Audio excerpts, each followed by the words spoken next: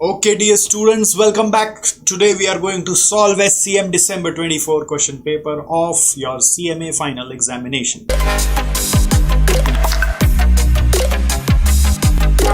आपको अगर मेरा ये सॉल्व किया हुआ पेपर चाहिए तो ये वाला एड्रेस पे चले जाइए, वीडियो में दिए हुए डिस्क्रिप्शन में लिंक है, उधर भी जा सकते हैं। ये बेसिकली एसजीसी का टेलीग्राम चैनल, उसमें आपको मिल जाएगा। अगर आप हमारे नॉर्मल क्लास के स्टूडेंट हैं तो आपको क्लास ड्राइव में भी मिल जाएगा, राइट। सबसे पहले एक चीज़ बता दूं, बहुत इम्पॉर्टेंट है ये जानना कि इस पेपर सॉल्विंग वीडियो में मैं पूरा एक्सप्लेन करके एक एक सम सॉल्व नहीं कर रहा हूँ, मैं सिर्फ ओवरव्यू दे रहा हूँ, राइट। सॉल्व किया हुआ है समझाने का कोशिश करूँगा, जो कुछ पिक्यूलर चीज़ें वो बताने का कोशिश करूँगा। आप ये उम्मीद न रखें कि पूरा हाथ पकड़ के समझा के सॉल्व किया जाए, है ना। आई होप आप इस चीज़ को ध्यान रखेंगे वाइल वॉचिंग द वीडियो। तो गाइज आ जाइए, पहले एमसीक्यूज़ में चलते हैं। तो ये फर्स्ट वाला एमसीक्यू जो है वो फर्स्ट चैप्टर का है। Which of the following important pillars of strategic cost management determines the companies comparative position in the industry in terms of performance. तो इसका आंसर पोजीशन वर्ड के हिसाब से स्ट्रेटेजिक पोजीशनिंग एनालिसिस होगा। कंपैरेटिव पोजीशन इंडस्ट्री का मतलब strategic positioning analysis ही होता है, तो वो वर्ड से भी समझ में आ जाता है। पोजीशन भी मैच करने से समझ में आ जाता है। इसका कंसेप्ट अगर पढ़ा हुआ है फर्स्ट चैप्टर का तो आपको मिल जाएगा। फर्स्ट चैप्टर कंसेप्ट नहीं पढ़ा हुआ है तो हमारा SCM थ्योरी मैराथन बोल के वीडियो दिया हुआ है, उसमें आप एक बार थोड़ा टाइम देंगे तो कैचअप हो जाएगा। सेकेंड क्वेश्चन जो है मार्जिनल कॉस्टिंग का है, एकदम इजी क्वेश्चन है इंटर वाला, जहाँ पे बोल रहा है break even point when say manufacturing company has a break even point when sales are 12 lakh and a fixed cost at that level of sales are 4,80,000। तो जब सेल्स 12 लाख है तो ब्रेक इवन है। इसका मतलब देखो, बड़ा गजब का लैंग्वेज बनाया। ब्रेक इवन पॉइंट है जब सेल्स है 12 लाख, इसका मतलब ब्रेक इवन सेल्स ही है 12 लाख। फिक्स कॉस्ट दिया हुआ है 480। फिर if margin of safety and sales of the company are 40% and 5 lakh units, what will be the sale price per unit? अगर आप अपने से ट्राई करेंगे ना हो जाएगा। इसमें ब्रेक इवन सेल्स दिया हुआ है, फिक्स कॉस्ट दिया हुआ है, और आपको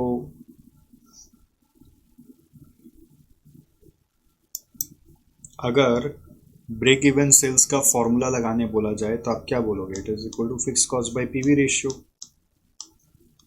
तो you know fixed cost by PV ratio is 12 lakh and you know fixed cost and you know break even sales, तो PV ratio क्या होगा? PV ratio will be what? PV ratio is equal to fixed cost by break even sales, so that way PV ratio is coming 40%। फिर MOS दिया हुआ 40%, फिर MOS दिया हुआ 5 lakh units, ठीक है। तो हम लोग को दिमाग लगा के अपना सेलिंग प्राइस निकालना है। तो आप सोचो कि कैसे दिमाग और लग सकता है कि अगर MOS 40% है तो इसका जुगलबंदी जोड़िए ब्रेक इवन सेल्स के साथ, which will be 60%, and that 60% is equal to 12 lakh. तो total sales will be equal to 12 lakh divided by 60%, that is coming 20 lakhs, and that is your total sales. This sales is what? Total sales. और sales of the company are 5 lakh units. ये sales of the company 5 lakh units, तो total sales यदि 5 lakh units का है तो 20 lakh by 5 lakh करेंगे तो selling price आ जाएगा 4। आ गया आंसर, है कि नहीं? अगर आप थोड़ा सा सोचेंगे तो आपको समझ में आ जाएगा। ब्रेक इवन सेल्स है 12 लाख, फिक्स कॉस्ट है 480। तो मैंने ऐसे ही वर्किंग किया, इन दोनों को देखकर पीवी रेशियो निकाल दिया। हालांकि फिर वो पीवी रेशियो कोई काम नहीं है। फिर MOS दिया हुआ 40%, तो ब्रेक इवन सेल्स है 60%। ब्रेक इवन सेल्स मालूम है 12 लाख, तो टोटल सेल्स आ गया 12 lakh by 60%, 20 lakh. Total sales units मालूम है तो सेलिंग प्राइस पर यूनिट आ गया। फिर क्या बोल रहा है? Which of the following quality cost is incurred when inferior products are delivered to customers. तो ये आपका कॉस्ट ऑफ क्वालिटी से जुड़ा हुआ क्वेश्चन आ रहा है, और आप खुद याद करो कौन सा क्वालिटी कॉस्ट इनकर होता है when fix cost are delivered to customers, customers के पास पहुंचने के बाद कॉस्ट लग रहा है तो एक्सटर्नल फेलियर कॉस्ट, कस्टमर्स को डिलीवर करने के पहले कॉस्ट लग रहा है तो internal failure cost, appraisal cost होता है इंस्पेक्शन कॉस्ट, प्रिवेंशन कॉस्ट होता है कि डिफेक्ट आए नहीं उससे रिलेटेड ट्रेनिंग, उससे रिलेटेड नया मशीनरी रिप्लेसमेंट, उससे रिलेटेड प्रिवेंटिव मेंटेनेंस, ये सबसे जुड़ा हुआ कॉस्ट। फिर फोर्थ क्वेश्चन जो है ये थ्योरी ऑफ कॉन्स्टेंट से आया है, थ्रूपुट अकाउंटिंग सिस्टम। तो थ्रूपुट अकाउंटिंग का क्वेश्चन में क्या बोल रहा है, company operates a throughput accounting system, the details of product MB are as under, selling price, material cost given है, तो नेट क्या आ रहा है, थ्रूपुट कंट्रीब्यूशन आ जाएगा विच इज 30, कन्वर्जन कॉस्ट दिया हुआ है 15, if time on bottleneck resource is 10 minutes what will be the return per hour for product MB, what will be the return per hour for product MB, तो return per hour मतलब होता है throughput contribution per hour, तो throughput contribution क्या होता है, sales price minus material cost, not all variable cost just the material cost, that is 30, time taken is 10 minutes for 1 unit, so you can say it is 30/10 करके 3 minutes, 3 rupees पर minute, 3 rupees पर minute, and आपको per hour निकालना है तो 3 into 60 करके 180 आ रहा है, ठीक है, 3 रुपीज़ पर मिनट इंटू 60 करके 180 आ रहा है, तो 180 is the answer. Next question जो है देखो ये स्टैंडर्ड कॉस्टिंग का, और ये अगेन बच्चा क्वेश्चन है, इंटर लेवल का क्वेश्चन है।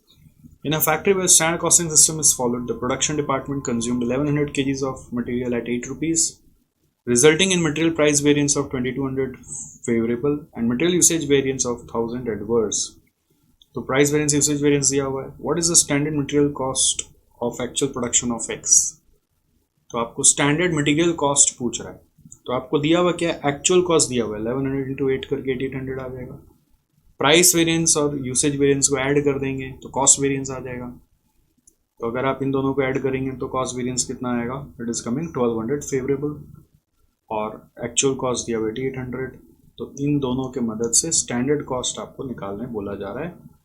और आप ये भी सोच सकते हैं कि अगर मटेरियल कॉस्ट वेरिएंस फेवरेबल है मतलब स्टैंडर्ड कॉस्ट ज़्यादा एक्चुअल कॉस्ट कम है, तो स्टैंडर्ड कॉस्ट बढ़ा हुआ होगा, तो 8800 में 1200 जोड़ देंगे तो 10,000 आ जाएगा। नेक्स्ट ये क्वेश्चन टारगेट कॉस्टिंग से जुड़ा हुआ है, इस तरह का क्वेश्चन वहाँ पे अपने किए भी हैं।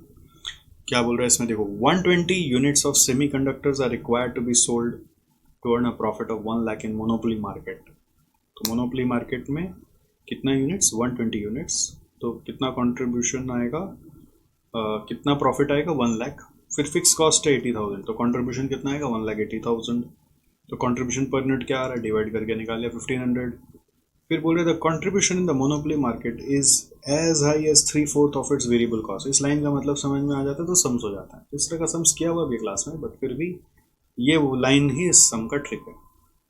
तो is as high as 3/4 of variable cost का मतलब क्या है कि contribution is equal to 3/4 of variable cost, this is the understanding. तो आपको बोल रहा है टारगेट सेलिंग प्राइस बता दो, तो पहले मैं क्या करूँगा, कंट्रीब्यूशन 1500 निकाला is equal to 3/4 of variable cost से वेरिएबल कॉस्ट निकाल ले जो आ रहा है 2000, और वेरिएबल कॉस्ट 2000 है, कंट्रीब्यूशन 1500 है, तो सेलिंग प्राइस हो गया 3500, आ गया answer.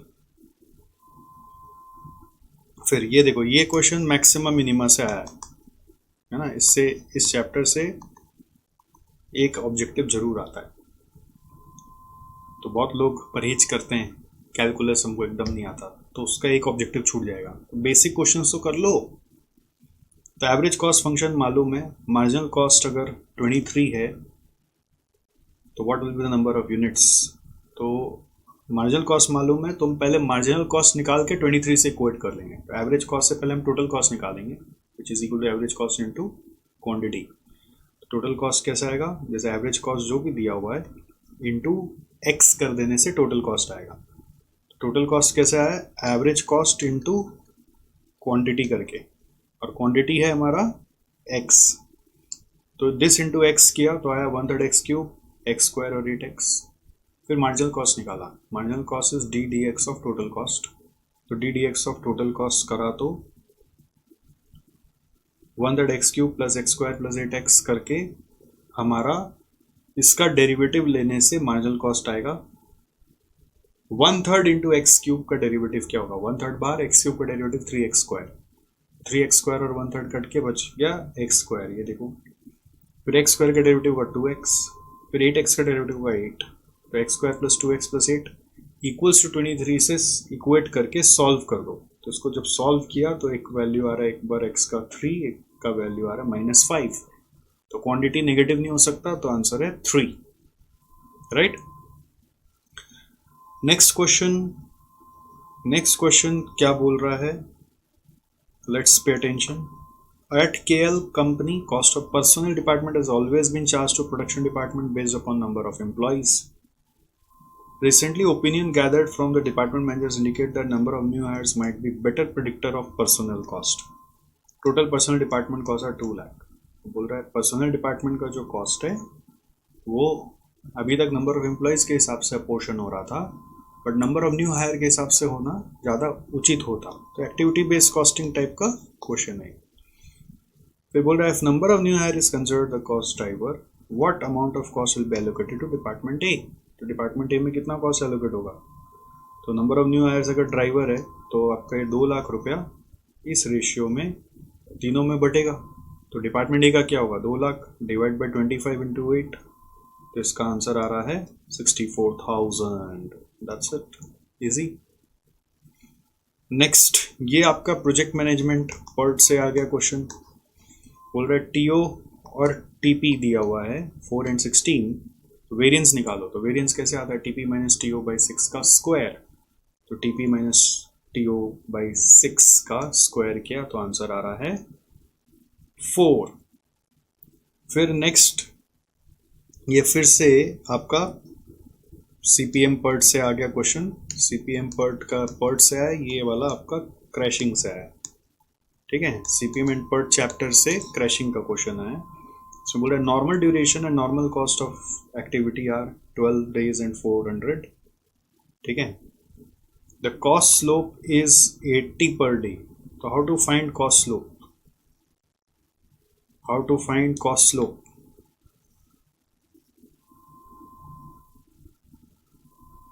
if the crash cost of the activity is 560, what will be the crash duration of the activity।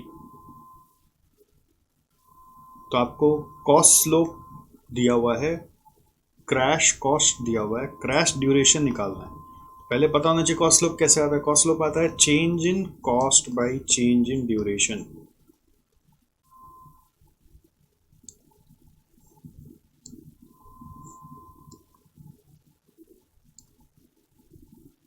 ठीक है, तो चेंज इन कॉस्ट कैसे आएगा, नॉर्मल कॉस्ट और क्रैश कॉस्ट का डिफरेंस 560 माइनस 400।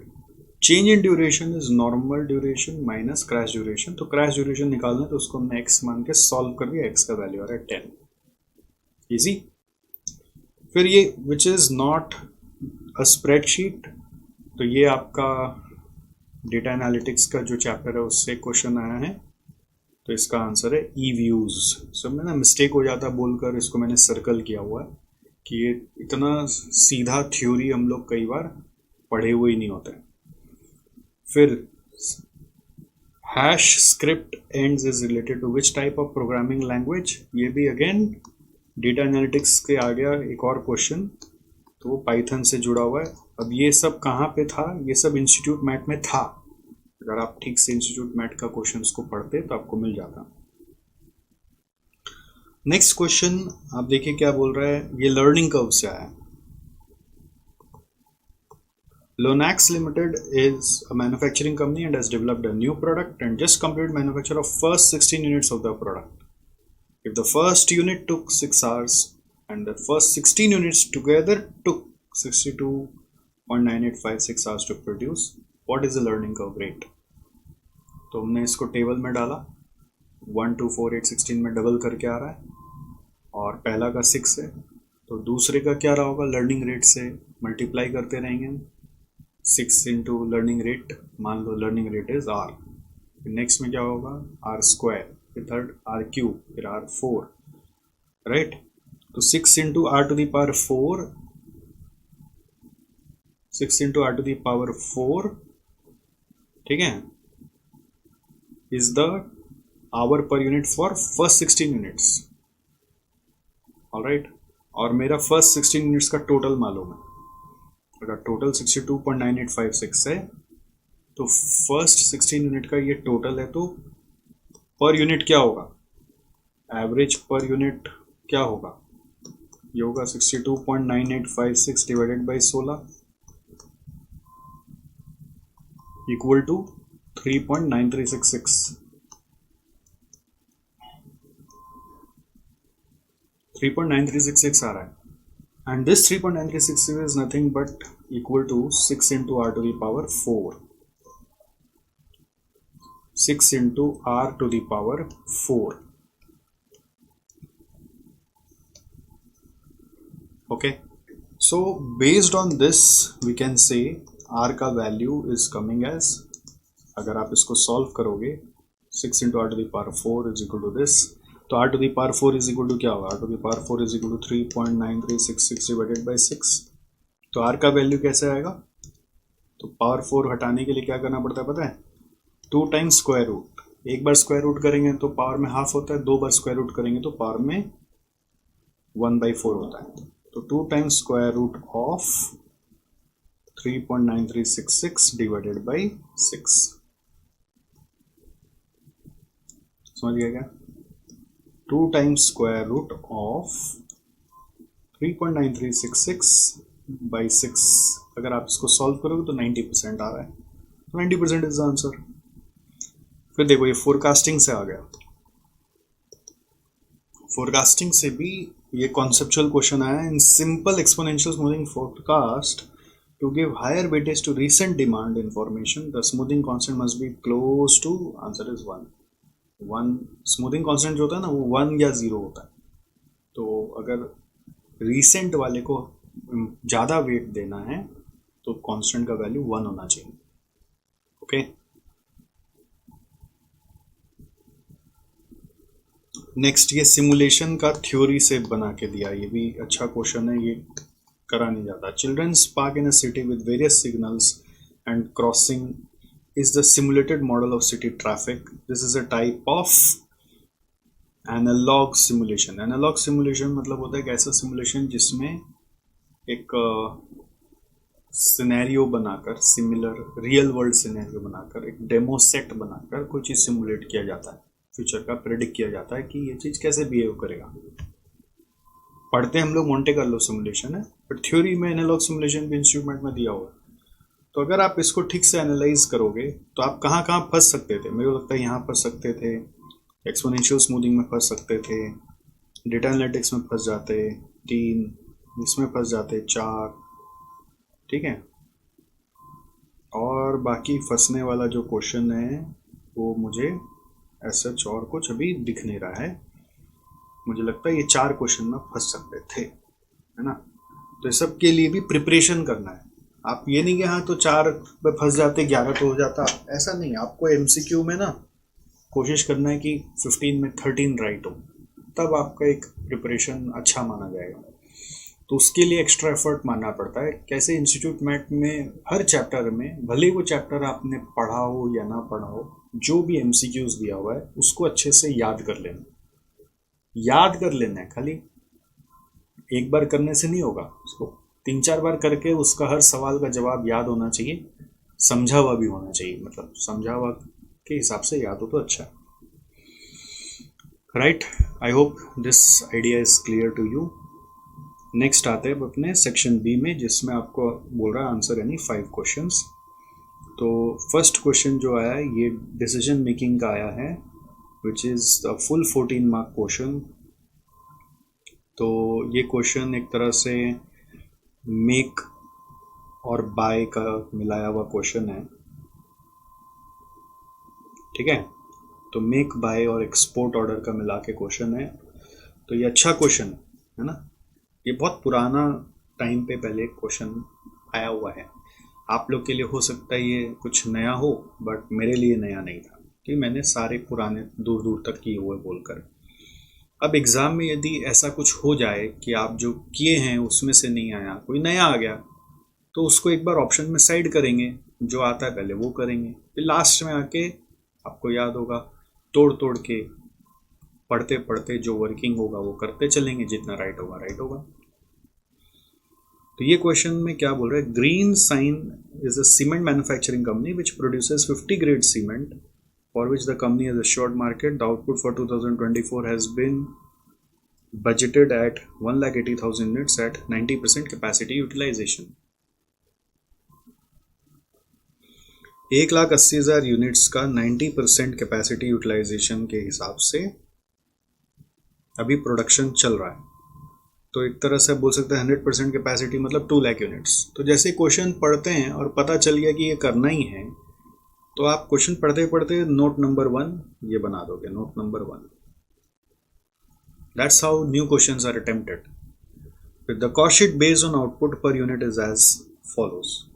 तो आउटपुट के कॉस्ट शीट जो दिया हुआ है वो कह रहा है सेलिंग प्राइस 130, मटेरियल 30, इसमें कंपोनेंट लग रहा है 9.4, direct wages at the rate 7 per hour, 28/7 करके आ रहा है 4 आवर पर यूनिट, 28/7 करके आ रहा है 4 our per unit.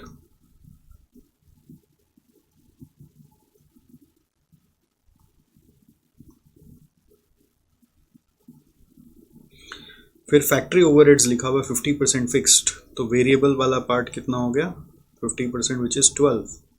Selling overhead 75% है तो वेरिएबल पार्ट हो गया इसमें भी 12। एडमिन ओवरहेड पूरा फिक्स्ड है। तो मैंने क्या किया, बगल में सबका ना वेरिएबल पार्ट वाला अमाउंट लिखकर वर्किंग करना शुरू कर दिया कंट्रीब्यूशन का। तो ये मान लो आपका नोट नंबर 2 होगा।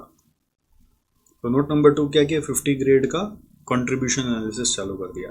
Selling price, material, component EX का अलग क्यों लिखा हूँ वो नीचे पढ़ के समझ में आएगा।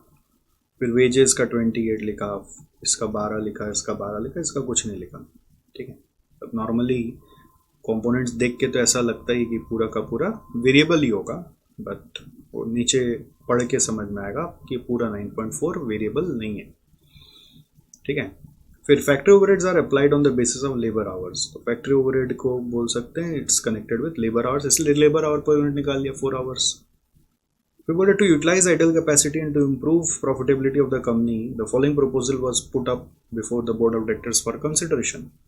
तो अपने पास आइडल कैपेसिटी है, बिल्कुल है। कैसे पता, देखो 180 बना रहे भी 90% पे, 100% पे 2 लाख बना सकते हैं। तो 20,000 बनाने का और कैपेसिटी है, उस 20,000 के लिए 4 घंटा के हिसाब से 80,000 आवर आइडल हमारे पास है। तो ये भी सब नोट बनते जाएगा, नोट 3।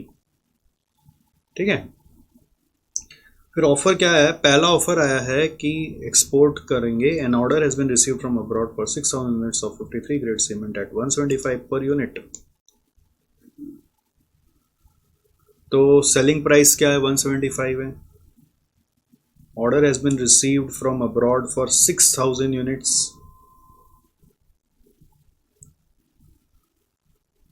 ठीक है, और वो किसका है, 53 ग्रेड का है।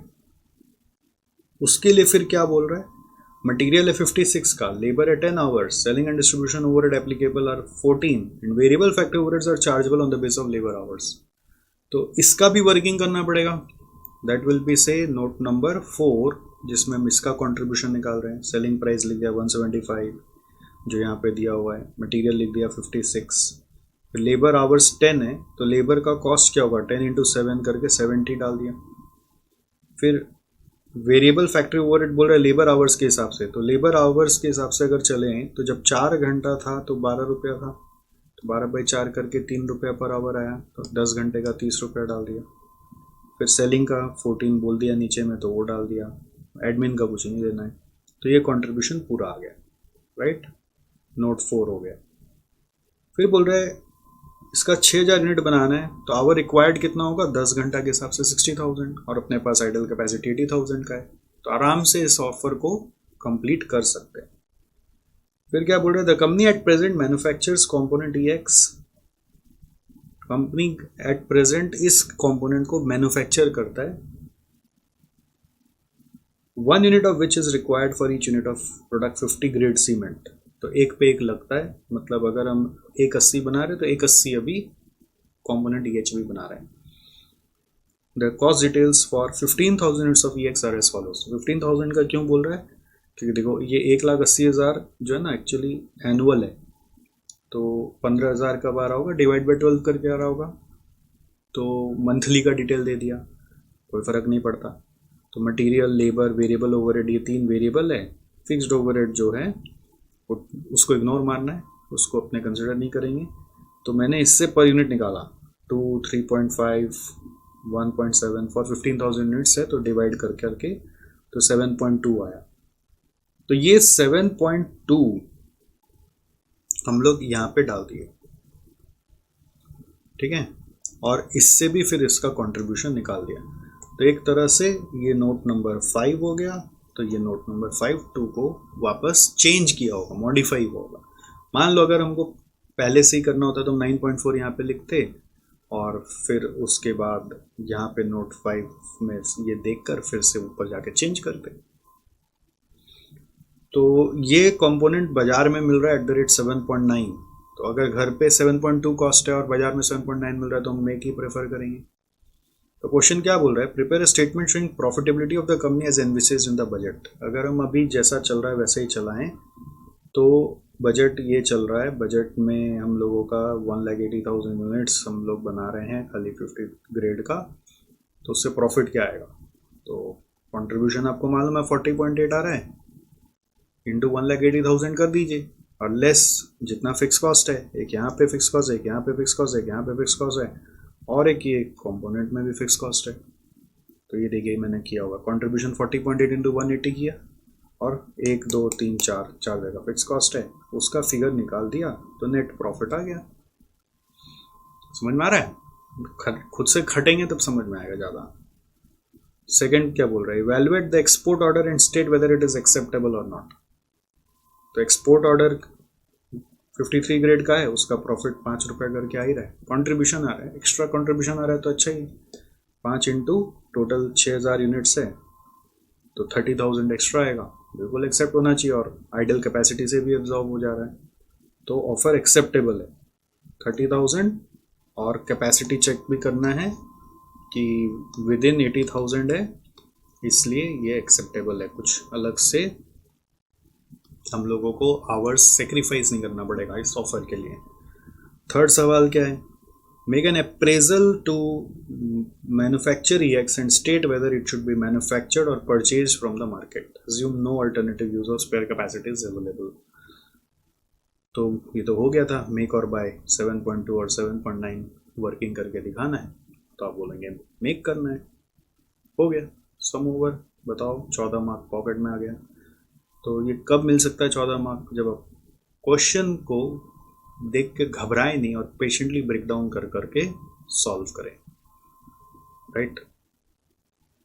नेक्स्ट क्वेश्चन में आते हैं, दिस क्वेश्चन 3A। अच्छा पहले ये वाला क्वेश्चन कहाँ से आया, 2 नंबर आपका डिसीजन मेकिंग से आया, मेक और bye.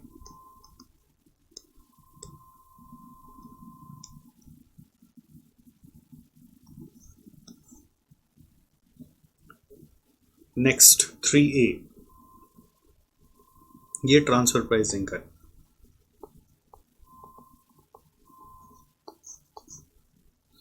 So what does it say is Roxin Limited has 2 divisions, M and N.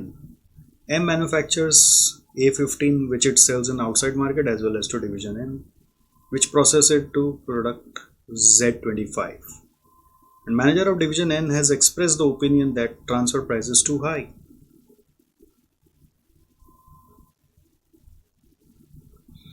The 2 division managers are about to enter into discussion to resolve the conflict, and manager of M is to supply him with some information prior to discussion.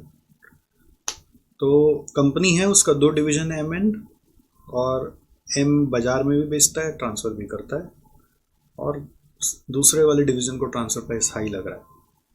तो detail क्या दिया हुआ, division M has been selling 50,000 to outsider and 10,000 to NL and all at 25. It is not anticipated that these demand will change. Variable cost is 15 and fixed costs are 3 lakh. Divisional investments in assets is 12 lakh. तो हमने क्या किया, एक बार है ना, सारा data को लेके एक बार छोटा सा डाल दिया। रॉक्सिन है M में, आउटसाइड 50,000, ट्रांसफर 10,000, सारा चीज़ ट्रांसफर होता है at the rate 25, fix cost है 3 lakh, investment is 12 lakh, right, and variable cost is 15, सब ऊपर में डाल दिया छोटा सा डेटा में. Manager of M anticipates that N will want a transfer price of 22 if he does not sell to N 40,000 of fixed assets and 2 lakh of assets can be avoided. तो बोल रहा है कि अगर हम ट्रांसफ़र नहीं करेंगे तो यहाँ पे अवॉइड कितना हो जाएगा, ये 40,000 और ये 2 लाख, ये अवॉइड हो जाएगा, राइट, अगर ट्रांसफ़र नहीं करेंगे तो manager of division M would have no control over the proceeds from the sale of assets and is judged primarily on his rate of return. Division M को बोल रहा है कि कोई भी अदरवाइज जज करेंगे तो रेट ऑफ रिटर्न के हिसाब से जज करते हैं. तो ये लाइन का बहुत बड़ा इम्पैक्ट है. तो इसका मतलब ये है कि कोई भी डिवीजन मैनेजर है ना, अपना ये रेट ऑफ रिटर्न को छोड़ेगा नहीं. ट्रांसफ़र मिनिमम से मिनिमम रेट पे भी करते समय इस रिटर्न को कैप्चर करने का कोशिश करेगा. ठीक है, बोल रहा है division manager M would have no control over the proceeds from the sale of assets and is judged primarily on his rate of return. Required is analyze should the manager of M transfer its product at 22 to division A. दूसरा बोल रहा है assess the lowest price that division M should accept. तो पहला point क्या है यहाँ पर, should the manager of M transfer at 22 or not. तो इसका आंसर क्या होगा कि अगर ट्रांसफर नहीं किया तो उसकी प्रॉफिटेबिलिटी क्या आएगी. अगर ट्रांसफर नहीं किया तो उसकी प्रॉफिटेबिलिटी क्या आएगी, पहले वो निकालो. तो वो कैसे निकालोगे आप, यहाँ पे थोड़ा सोचो. अगर ट्रांसफ़र ही नहीं किया तो बाज़ार में 50,000 टू 15 करके बेचेगा. बाज़ार में 50,000 इंटू 25 करके बेचेगा. बाज़ार में तो बेच ही सकता हूँ 50,000 टू 25, उसमें 15 वेरिएबल कॉस्ट है तो 10 रुपया कॉन्ट्रीब्यूशन आएगा. तो 10 इंटू 50,000 करके 5 लाख कॉन्ट्रीब्यूशन कमाएगा और फिक्स कॉस्ट 3 लाख में से 40,000 अवॉइड हो जाएगा. तो 260 फिक्स कॉस्ट इसका लगना है. तो 5 लाख माइनस 260 करने से कितना आ रहा है, 240 नेट प्रॉफिट आएगा. एज अगेंस्ट दैट इन्वेस्टमेंट क्या माना जाएगा, 12 लाख में से 2 लाख अवॉइड हो जाएगा तो 10 लाख इन्वेस्टमेंट माना जाएगा, राइट. तो 240 बाई 10 लाख करके 24% वो कमा पाएगा. ये देखो 24% ROI आएगा विदाउट ट्रांसफ़र. और अगर ट्रांसफ़र होगा तो क्या होगा, ट्रांसफ़र बोल रहा है 22 रुपीज़ पे करना है. तो 22 रुपीज़ पे अगर ट्रांसफ़र होगा तो ये एक प्रॉफिट स्टेटमेंट बनाया हुआ है. विथ ट्रांसफ़र प्राइस ऑफ 22 उसका आउटसाइड से कंट्रीब्यूशन इतना आ रहा है और ट्रांसफ़र से 70,000 और आ रहा है, बट उसका फिक्स कॉस्ट सब 3 लाख लगेगा, इन्वेस्टमेंट 12 लाख लगेगा, तो ROI 22.5 आएगा. तो अगला 22 पे ट्रांसफ़र करने पे विलिंग नहीं होगा. क्यों, क्योंकि उससे उसका ROI घट जा रहा है ना. तो देयरफॉर क्या बोलेंगे, transfer not preferred as ROI is decreasing. और वो क्यों ऐसा करेगा, बिकॉज उसका इवैल्यूएशन ही ROI के ऊपर है, तो ट्रांसफ़र नहीं करना चाहेगा. Okay, that is to be presented. Without transfer ROI क्या है, विथ ट्रांसफ़र ROI क्या है. और ये यदि 25 था तो ये मैंने एक्स्ट्रा में किया हुआ ये वर्किंग कि 25 होने से ROI उसका 25% था, तो उसको तो मज़ा आ रहा था ट्रांसफ़र करने में. तो ये वर्किंग का एग्ज़ाम में रिक्वायरमेंट नहीं है, बट एग्ज़ाम में ये 2 पार्ट दिखाना है. That is part 1. ठीक है. फिर सेकेंड पार्ट में क्या बोल रहा है, लोवेस्ट प्राइस ऑफ ट्रांसफ़र बताओ that division M should accept. तो ट्रांसफ़र करने के लिए लोवेस्ट प्राइस जब निकालते हैं तो it is the relevant cost plus any kind of contribution lost. तो relevant cost is the variable cost plus avoidable fix cost.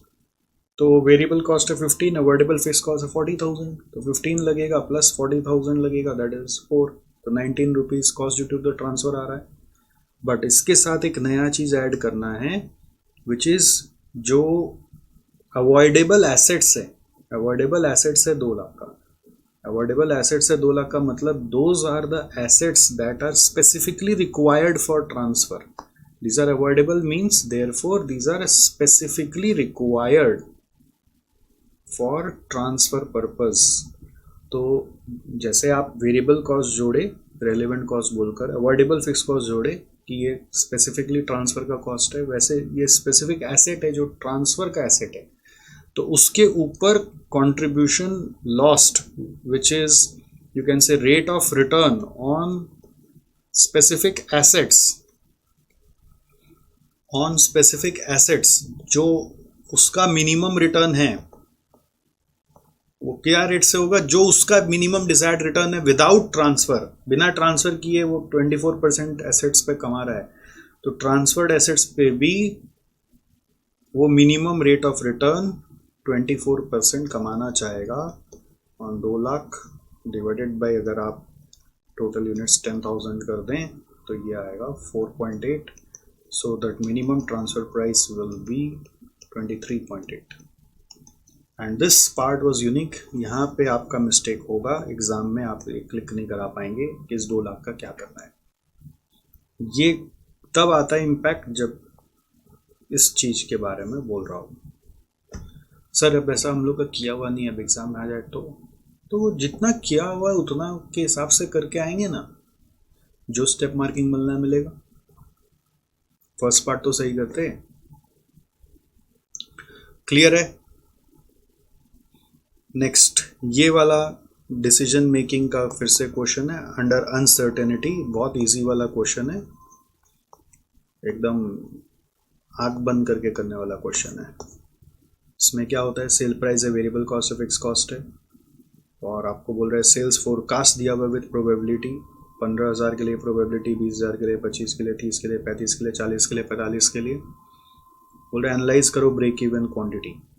क्या करना है, ब्रेक इवन क्वांटिटी एनालाइज करना है। कैसे आएगा, fix cost by contribution per unit. तो fix cost क्या है 20 लाख, कंट्रीब्यूशन पर यूनिट क्या है 80, तो 20 लाख बाई 80 करने से 25,000 यूनिट्स आएगा। 20 लाख बाई 80 करने से 25,000 यूनिट्स आएगा, ठीक है। और उसका आंसर रुपीज़ में भी अगर हम निकाल दें तो it will come as 50 lakhs. हालांकि पूछा क्वांटिटी में तो आप खाली यूनिट्स भी निकाल के छोड़ सकते हैं। सेकंड बोल रहा है how many units should be sold to earn a profit of 6 lakh. तो यूनिट्स निकालना, हाउ मेनी यूनिट्स, तो ये तो बहुत सीवीपी एनालिसिस का क्वेश्चन है। तो it is fix cost plus desired profit divided by contribution per unit. तो fix cost 20 lakh plus desired profit 6 lakh by contribution per unit 80, तो आंसर इज 32,500। फिर how many units should be sold to incur a loss of 5 lakh. तो वही fix cost minus loss by contribution per unit, 20 lakh minus 5 lakh by 80, तो 18,750 आ रहा है। फिर पूछ रहा है based on above sales forecast identify the probability that the company can break even. तो ब्रेक इवन अगर 25,000 यूनिट्स है तो 25,000 यूनिट्स का आंसर नहीं लेते हैं।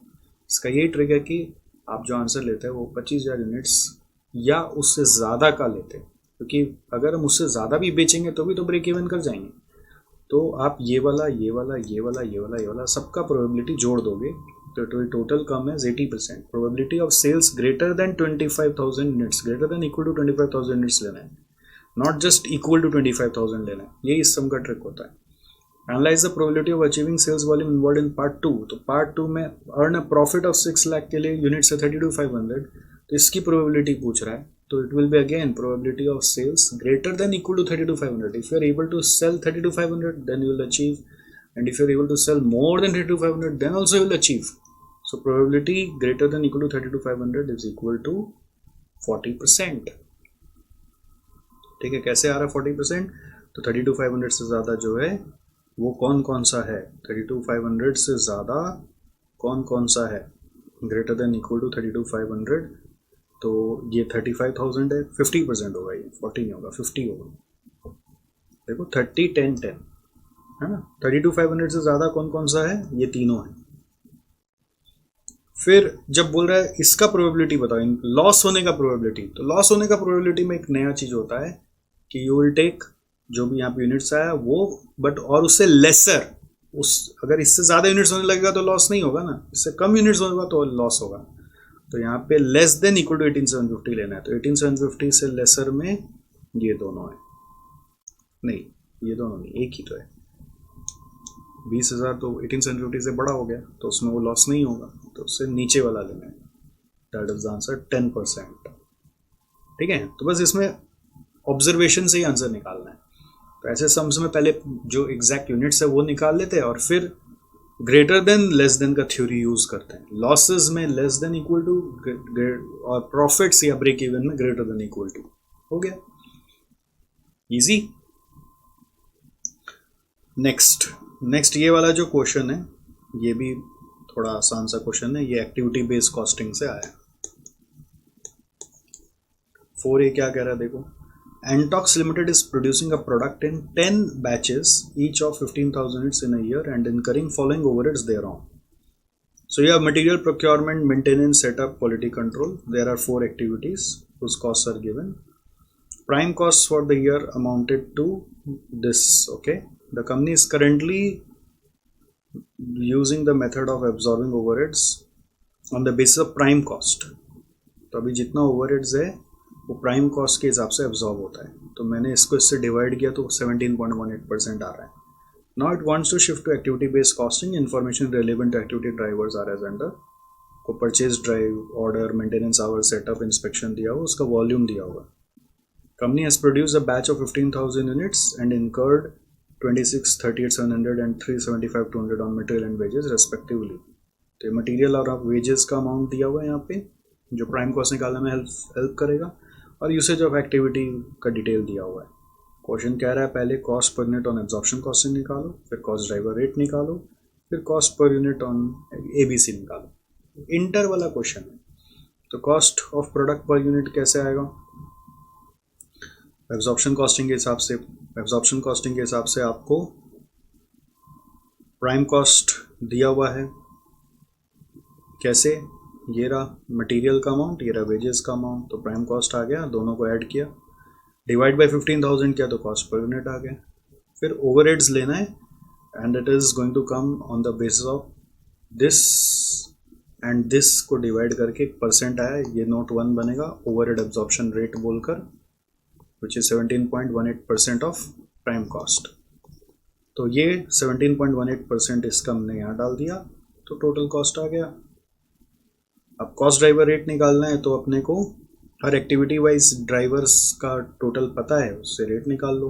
प्रोक्योरमेंट के लिए मैच करो परचेज ऑर्डर्स, मेंटेनेंस के लिए मेंटेनेंस आवर्स, सेटअप के लिए सेटअप्स, क्वालिटी कंट्रोल के लिए इंस्पेक्शंस। तो ये मैंने बगल में लिख के यहाँ पे रेट निकाल लिया, तो ये नोट नंबर 2 बन जाएगा आपका रेट निकालना। तो रेट नोट नंबर 2 क्या है? बेसिकली सोल्यूशन टू पार्ट 2 बन जाएगा। ये पार्ट 1 है, ये पार्ट 2 बन गया, बिकॉज रेट ही पार्ट 2 में पूछा है, नहीं पूछा होता तो रेट का वर्किंग नोट बनता। अब इस रेट के हिसाब से आपको एक्टिविटी वाइज कॉस्ट पता करना है, जिसमें प्राइम कॉस्ट मैंने कॉपी कर दिया और ओवरहेड का 4 आइटम्स हैं, तो उनका जो यहाँ पे डिटेल्स दिया हुआ 48 ऑर्डर्स, बट रेट लेना है यहाँ से 48 ऑर्डर्स इंटू 1500, फिर 810 आवर्स इंटू करना है 190.53। लाइक दैट आपने चारों का कॉस्ट लिया और सबको टोटल करके 15,000 यूनिट से डिवाइड कर दिया, तो यहाँ पे भी कॉस्ट आ गया। इजी है, हो जाएगा। अच्छा, ये क्या होता है ना, इजी क्वेश्चन के साथ एक पीजी क्वेश्चन डाल देते हैं। पीजी क्वेश्चन क्या है? थ्योरी। तो थ्योरी हम लोग पढ़ना नहीं चाहते हैं, तो इस कारण से इजी क्वेश्चन को फिर ऑप्शन में छोड़ना पड़ जाता है। ठीक है, तो मैं आपको एक दिखाऊंगा पेपर के वीडियो के एंड में कि कैसे बच्चा फंस जाता है सिलेक्टिव स्टडी करने के कारण, या फिर सारे क्वेश्चंस में जो नया आ जाए तो उससे डर जाने के कारण। नया से डर गया तो भी फंसेगा और सिलेक्टिव स्टडी करके गया तो भी फंसेगा। लास्ट में दिखाऊंगा आपको। तो ये वैल्यू एनालिसिस वाला जो थ्योरी क्वेश्चन है, जिसमें बोल रहा है फेजेस ऑफ वैल्यू एनालिसिस बताओ, तो अगेन वो मैंने बोला SCM मैराथन थ्योरी का एक अलग डाला हुआ है, आपको एक बार 2 बार उसको देखना पड़ेगा, जिससे एक अंडरस्टैंडिंग आ जाए, कुछ पॉइंटर्स बना पाओ, तो आप उसको एग्ज़ाम में डील कर पाओगे। ऐसे सिचुएशंस को कुछ ना कुछ तरीके से डील कर लोगे, नहीं तो छोड़ना पड़ेगा। तो ये बहुत स्ट्रेट क्वेश्चन है जिसमें आपको फेजेस बताने हैं। अभी मैं इसके ऊपर कुछ भी टिप्पणी नहीं कर रहा हूँ, कुछ भी डिटेल्स नहीं दे रहा हूँ। आप इसको अपने क्लास के नोट्स से, जो मैराथन के, या फिर जो इंस्टीट्यूट मैटर, उससे रेफर करके पढ़ सकते हैं कि जो फेजेस ऑफ वैल्यू एनालिसिस है वो क्या क्या है। बेसिकली वैल्यू एनालिसिस में हम लोग क्या कर रहे हैं कि एक प्रोडक्ट है जिसमें बहुत ज़्यादा ही खर्चा कर रहे हैं by way of putting lot of features, but उसका जब वाकई में कस्टमर को ज़रूरत है कि नहीं, उसी को थोड़ा ऑप्टिमाइज कर रहे हैं, कम कर रहे हैं और प्रोडक्ट को स्टिल वैल्यूएबल रखना चाह रहे हैं without reducing it's utility and quality. Next, fifth number क्या बोल रहा है?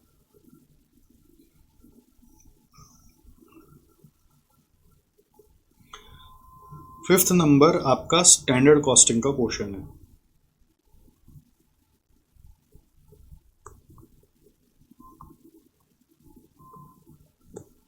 और अगेन स्टैंडर्ड कॉस्टिंग से आप लोग कितना परहेज करते हैं आपको पता है। 14 मार्क्स का क्वेश्चन और इससे इजी क्वेश्चन कुछ हो ही नहीं सकता है। यहाँ पे आपको स्टैंडर्ड डिटेल्स दिया हुआ, material 2 units at 20, labour 20 hours at the rate 20, variable overhead का आवर्स नहीं दिया बट वो सेम ही रहता है, तो मैंने अपने से निकाल लिया 8/20 करके 0.4, fixed overhead 20, total cost, profit, selling price. फिर बजट पीरियड में हम लोग बोल रहे हैं सिर्फ 8,000 यूनिट्स ही बेच पाए अगेंस्ट बजट ऑफ 10,000 यूनिट्स, तो बजटेड आउटपुट था ये, एक्चुअल आउटपुट है 8,000। और ये एक्चुअल डिटेल्स दिया हुआ है यहाँ पे। कंपनी का मटेरियल 16,500 यूनिट्स आया, वेजेस 1,70,000 आवर्स हुआ, वेरिएबल ओवरहेड हुआ, fixed overhead, net profit, sales, तो ये एक्चुअल्स दिया हुआ है। फिर बोल रहा है 4,000 hours are lost due to power failure, कोई वर्क इन प्रोग्रेस नहीं है। बोल रहा है रेलिवेंट वेरिएंस बताओ, material, wages, variable overhead, fixed overhead, sale, and आपको रिकॉन्साइल भी करके दिखाना है actual profit with standard profit in terms of variances. तो जिसका किया हुआ उसके लिए लॉटरी है।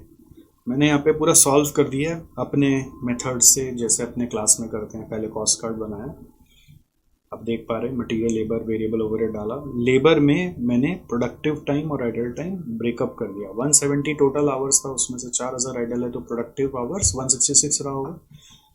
वेरिएबल ओवरहेड में नॉर्मली हम लोग आइडल टाइम पे वेरिएबल ओवरहेड चार्ज नहीं करते हैं, तो उसके हिसाब से 166 होना चाहिए, बट ICMA का जो सॉल्यूशन है वो 170 लेके किया है, which is technically not right. अब इसके कारण किसी का नंबर कट भी गया तो मैं कुछ कर नहीं सकता, बट टेक्निकली नॉट राइट। मैंने अपने तरीके से जो सही तरीका वो तरीका लगा के करके दिया है। फिक्स्ड ओवरहेड्स में आपको ध्यान रखना है कि आइडल आवर्स का इम्पैक्ट आता है, इसलिए वहाँ पे आवर्स का ब्रेकअप में ये डाला गया है। ठीक है। सेल्स कार्ड भी बनाया जिसमें सेल्स वैल्यू को लेकर क्या फिगर्स हैं और सेल्स मार्जिन को लेकर फिर प्रॉफिट कार्ड भी बनाया। सेल्स मार्जिन निकालने के लिए हम लोग क्या करते हैं, यहाँ पे standard price minus standard cost, यहाँ पे actual price minus standard cost, और दोनों में सेम ही आ रहा है बिकॉज प्राइस में कोई चेंज ही नहीं है। कैसे पता चल रहा है?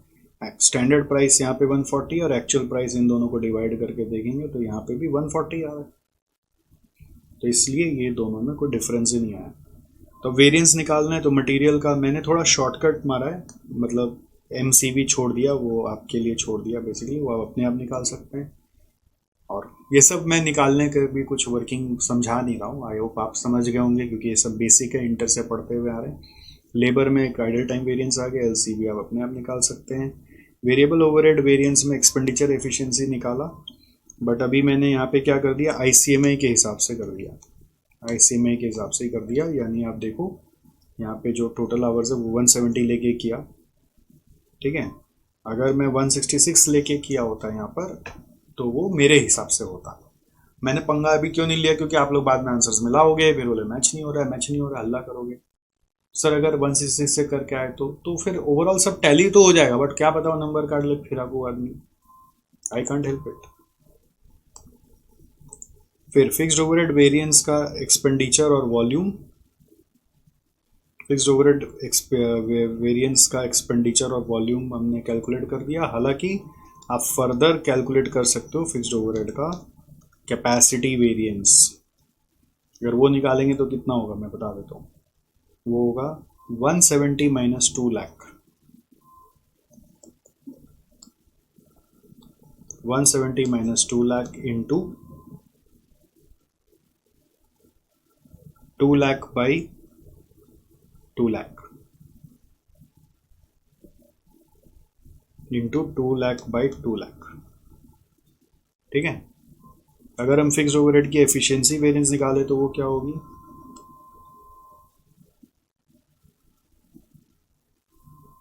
एफिशिएंसी वेरिएंस होती है जैसे लेबर की एफिशिएंसी होती है, सेम। लेबर कार्ड को देख लो, 160 और 166 को सब्ट्रैक्ट कर लो, 160 minus 166 into 2 lakh by 2 lakh. और एक फिक्स्ड ओवरहेड का आइडल टाइम वेरिएंस भी हो सकता है, विच will B 0 minus 4000 into 2 lakh by 2 lakh. I hope आप समझ पा रहे हैं मैंने जो वर्किंग किया है ना।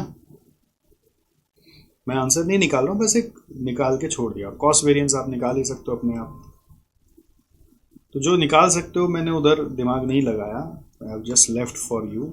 सर एग्जाम में अगर हम कॉस्ट वेरिएंस नहीं निकालें तो चलता है क्या? चलना तो चाहिए, क्योंकि रिकॉन्सिलेशन का समय उसमें फ़र्क नहीं पड़ता है, ठीक है। बट फिर भी आप सेफ साइड के लिए सब कराओ तो बेहतर होता है, नंबर फालतू के नहीं कटने चाहिए।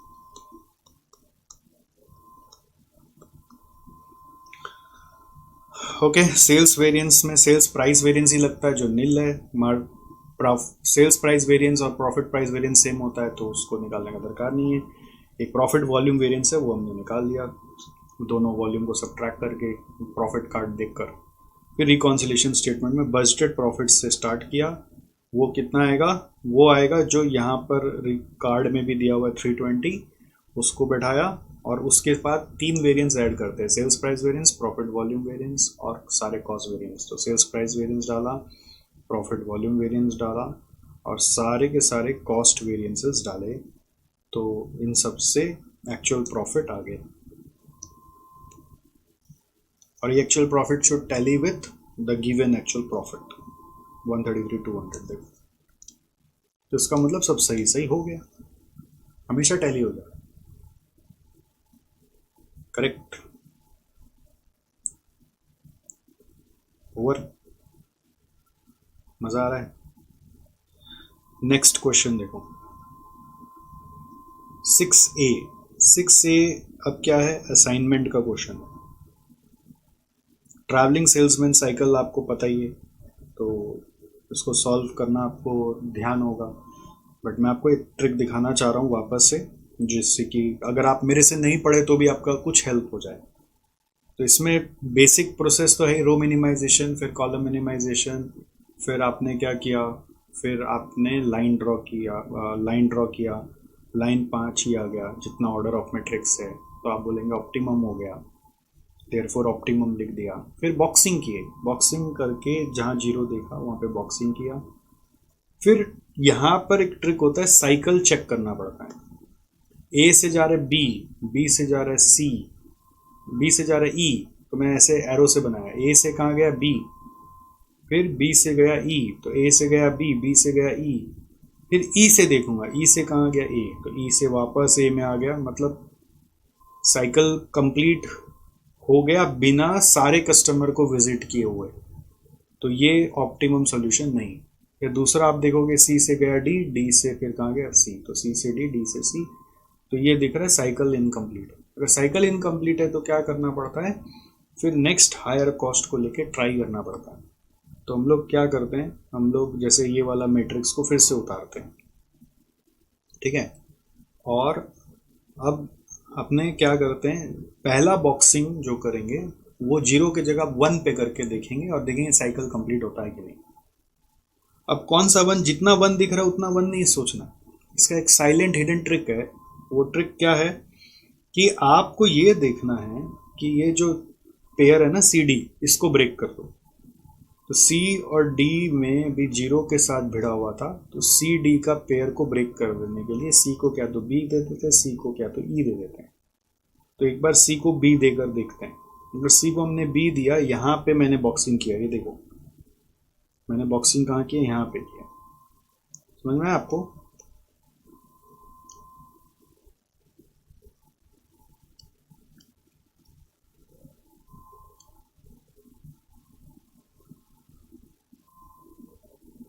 सी को मैंने क्या किया, पे अटेंशन प्लीज गाइस, क्या कर रहे हो, ध्यान दो। तो कोई एक और कलर का पेन ले लेते हैं।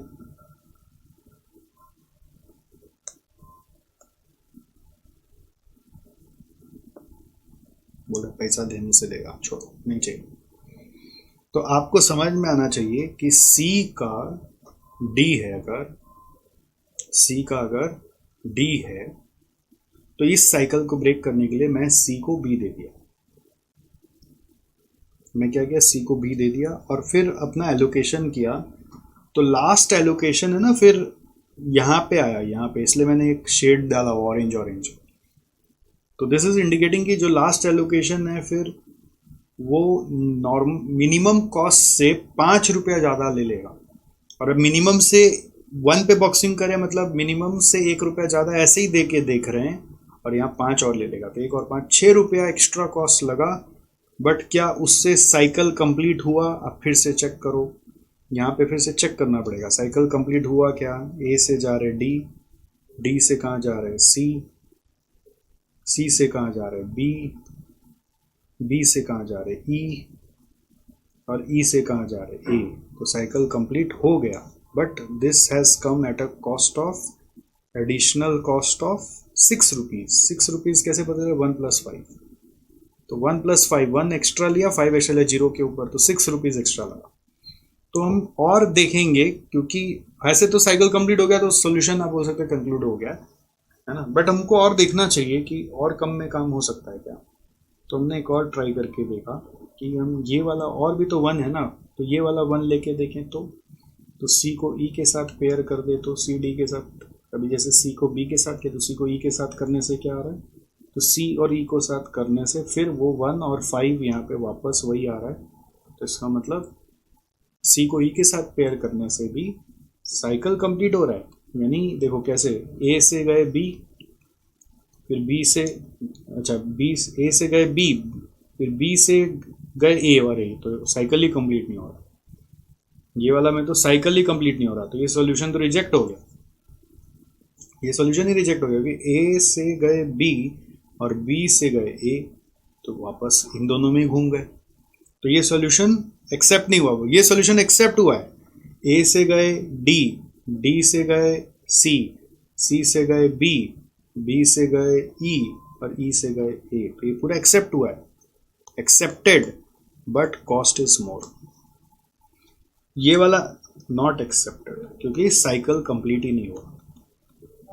फिर मैंने एक और ट्राई करके देखा कि और एक 1 था मेरे पास, तो उससे ट्राई करके देखा, तो उससे क्या हुआ, एक कॉस्ट 1 पे आया, तो बट लास्ट वाला जो है ना वो 2 पे आया, तो इससे एडिशनल कॉस्ट 3 रुपीज़ आया। तो इसमें साइकिल कंप्लीट कैसे हुआ, ए से गए बी, देखो सेकंड पे है तो बी, बी वाला को किस पे दिए, सी पे दिए, बी से गए सी, सी को किस पे दिए, सी से गए डी, चौथा वाला पे, डी वाला को किसको दिए, पांचवा पे दिए ई, ई वाला को किसको दिए ए, तो साइकिल कंप्लीट हुआ है और एडिशनल कॉस्ट 1 पे आया प्लस 2 पे आया इक्वल टू 3 रुपीज़ लगा। तो ये ज़्यादा ऑप्टिमम सोल्यूशन है।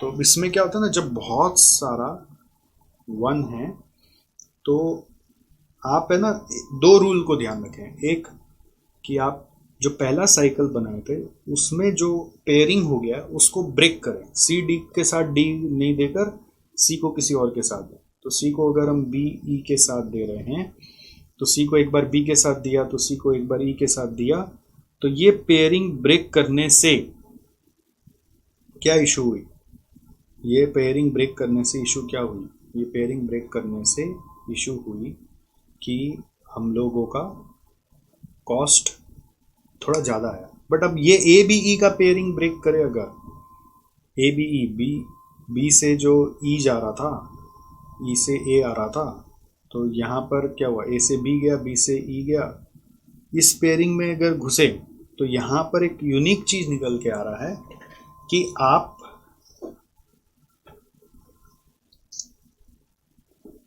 सी और डी का जो आप देखिए वर्किंग है, सी को डी में ही दिया है ना, जैसे यहाँ पे सी को डी में दिया तो सी को डी में ही दिया है, सी को डी में ही दिया है, फिर डी से जो वापस सी आ रहा था ना, डी से वापस सी आ रहा था वो नहीं आने दिया, डी को ई में ले गया। ये देखो डी वाला को, सी और डी है ना, तो सी को डी में दिया बट डी को ई में डाल दिया, क्योंकि वहां पे भी 1 मौजूद था। 1 अपने पास इनिशियल में कितना जगह था, 1 2 3 4 जगह था, तो हम 4 बार ट्राई कर सकते हैं। बट ट्राई करने का रूल क्या है कि हम ये एक पेयर जो बन गया उसी को छेड़ते हैं, ठीक है। सी को डी के पास नहीं भेज के सी को कहीं और जब भेज रहे हैं तो उससे काम हुआ बट कॉस्ट बढ़ गया। बट जैसे डी भी तो सी के पास जा रहा है, तो डी को अगर कहीं और भेजे तो डी को अगर ई के पास भेज दें तो उससे भी साइकिल कंप्लीट हुआ, बट एडिशनल कॉस्ट जो है वो 3 रुपये आया। तो ये ज़्यादा अप्रोप्रिएट सॉल्यूशन है। तो इसका जो नेट कॉस्ट आएगा वो आपको निकालना पड़ेगा ओरिजिनल सॉल्यूशन देखकर। तो वो मैंने यहाँ पे नहीं किया, बट आपको ये निकालना आता होगा, राइट। तो मैं बस एक आपको ट्रिक समझा दिया जो आपको हेल्प भी करेगा। हालांकि मेरा ये समझाने का एकदम मूड था नहीं, विचार था नहीं। और नेक्स्ट क्वेश्चन देखो, ये सिमुलेशन का क्वेश्चन है, अगेन इजी क्वेश्चन है। A bakery bakes 100 cakes per day and sale depends on the demand. Sale of cakes probability के साथ है, no carryover of inventory, following details are given. Production cost, selling price, penalty for unsold cake, penalty for demand not met. यही दो इस सम का main है। Random numbers मालूम है, सिमुलेट करना है profit loss for next 10 days using above random numbers. तो कैसे करोगे बताओ, कैसे करोगे? How will you do it? सबसे पहले रैंडम इंटरवल सजा लेंगे, सजा लिया। फिर सिमुलेशन नंबर्स दिया हुआ, रैंडम नंबर्स दिया हुआ है तो सिमुलेटेड सेल्स डिमांड निकाल लेंगे। ये सेल्स डिमांड है, ठीक है, दिस इज डिमांड। फिर आपका ये वर्किंग करना है, प्रॉफिट लॉस निकालना है। तो सेल्स डिमांड अगर आपका दिया हुआ है तो अब कितना एक्चुअली सेल होगा, कितना एक्चुअली सेल होगा। यहाँ पे बोल रहा है प्रोडक्शन करते हैं 100, तो कितना एक्चुअल सेल्स होगा वो आपको निकालना है। एक्चुअल सेल्स होगा lower of 100 and demand, production and demand का लोअर। तो अगर 97 ही डिमांड है तो 97 ही सेल होगा, 103 का डिमांड है तो सेल 100 होगा।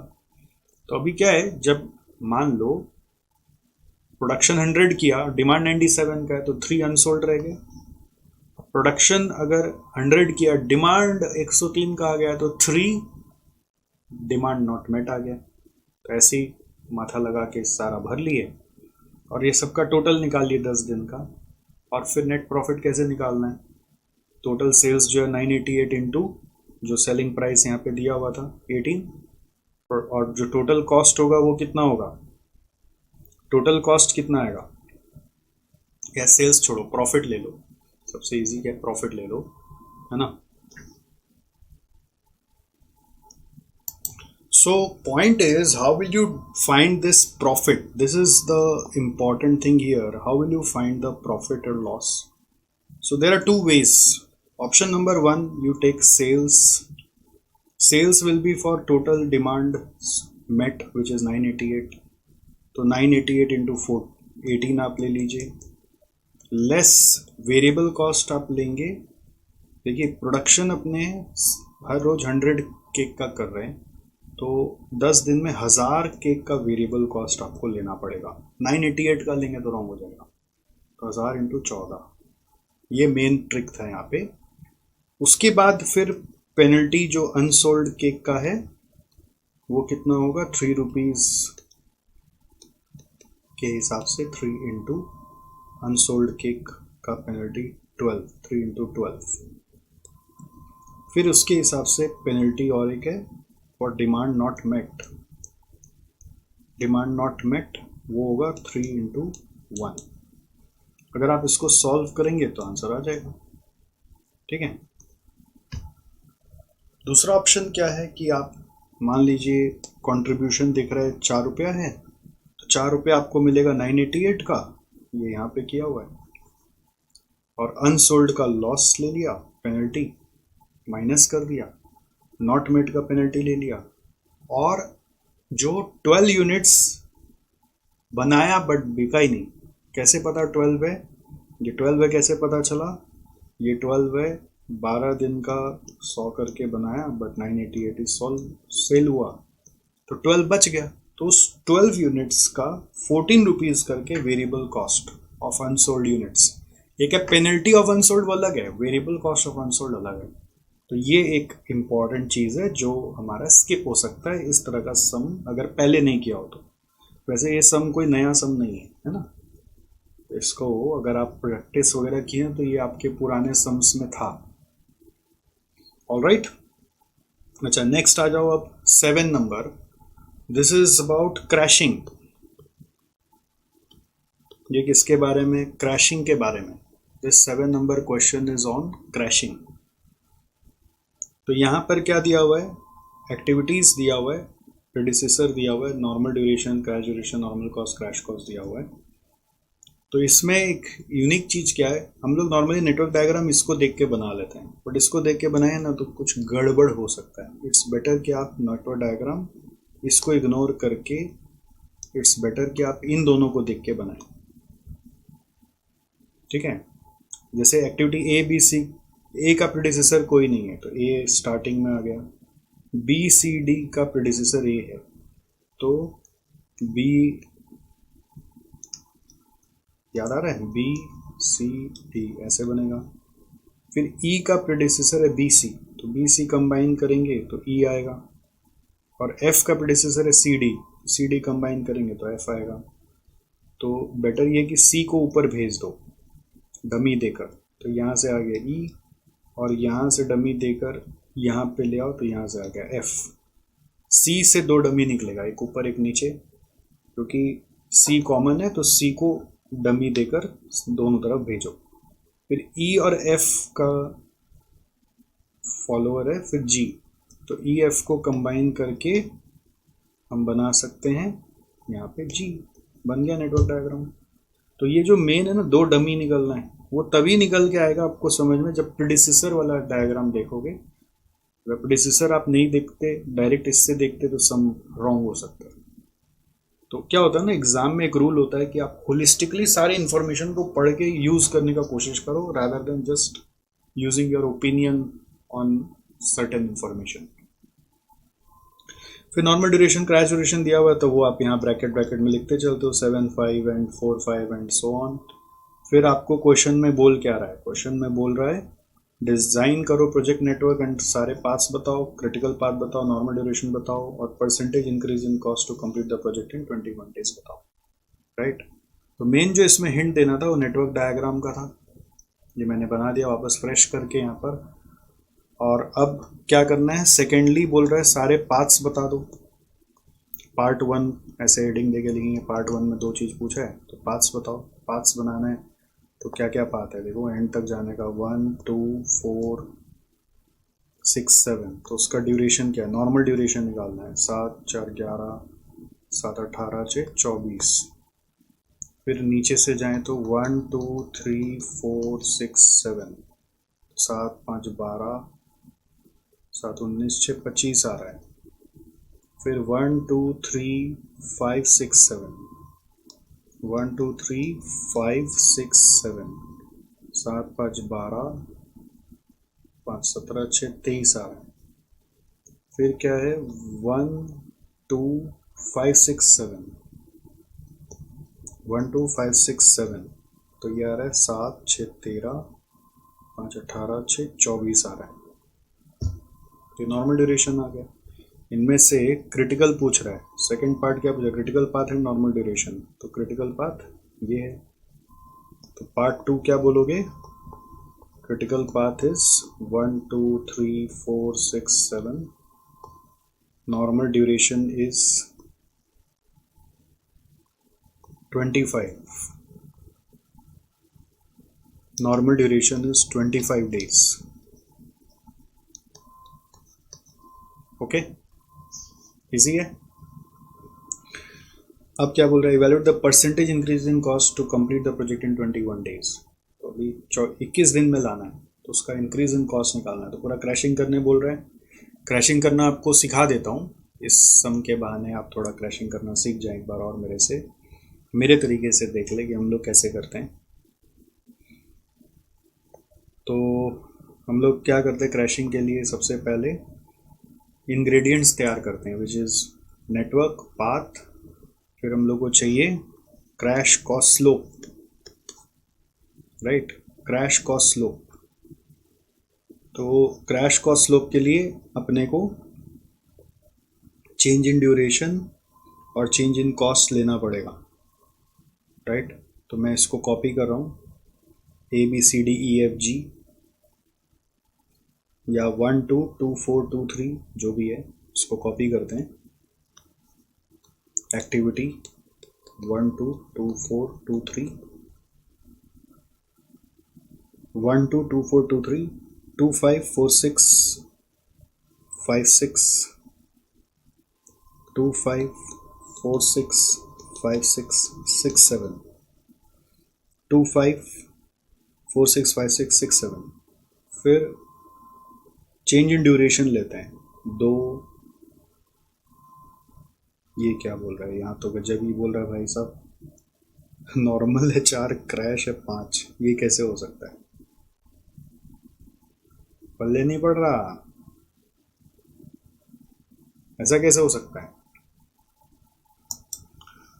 तो इसको आप ऐसा सोच लो कि ये हम लोग इग्नोर कर देंगे, इसको हम लोग कंसिडर नहीं करेंगे, ठीक है।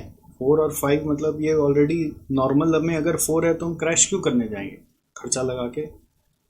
तो ये एक अच्छा गूगली दिया क्वेश्चन ना, कि आप यहाँ पे भ्रमित हो जाएं और फंस जाएं। तो हम लोग को यहाँ से बचना है, ये अच्छा गूगली यहाँ पे दिया है। इसको बस बेसिकली यहाँ पे 5 को इग्नोर करना है और उसका क्रैश कॉस्ट को भी इग्नोर करना है, कोई काम का नहीं। तो ये चेंज इन ड्यूरेशन हम लोग लिख रहे हैं नीचे 2, यहाँ पे कुछ नहीं लिखेंगे, ब्लैंक रख देंगे।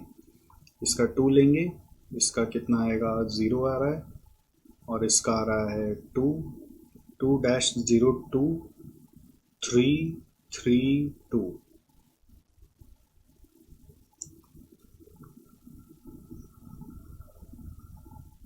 To dash 0 2 3 3 2 2-0 2 3 3 2। ये आ रहा है चेंज इन ड्यूरेशन। एक बार आप देख लो सारी एक्टिविटी इसमें कवर है कि नहीं है, ठीक है।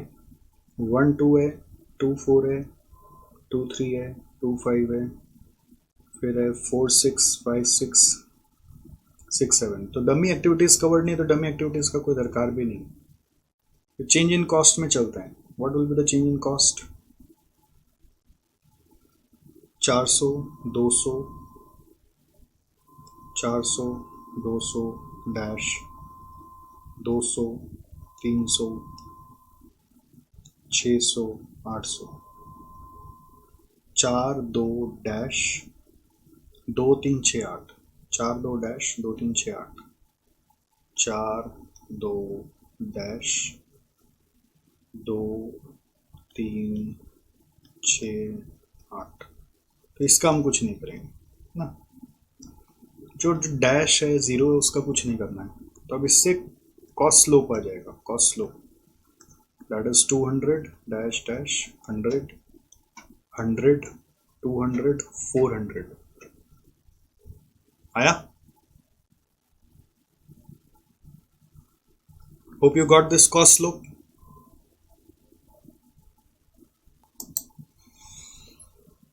So from this now what should be taught? Part 4 मतलब basically next ingredient is critical activities का cost slope चाहिए, critical activities का list और cost slope चाहिए। तो क्रिटिकल एक्टिविटीज हमारे क्या क्या है, वो है 1 2 2 3 3 4 4 6 6 7।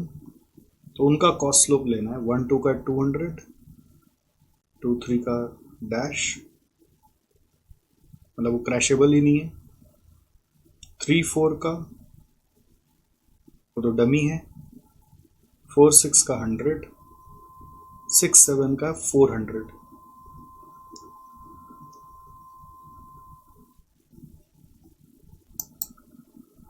So with this, all the ingredients are ready.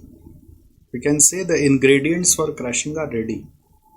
So now what we have to do is we have to crash. We have to initiate the process of crashing.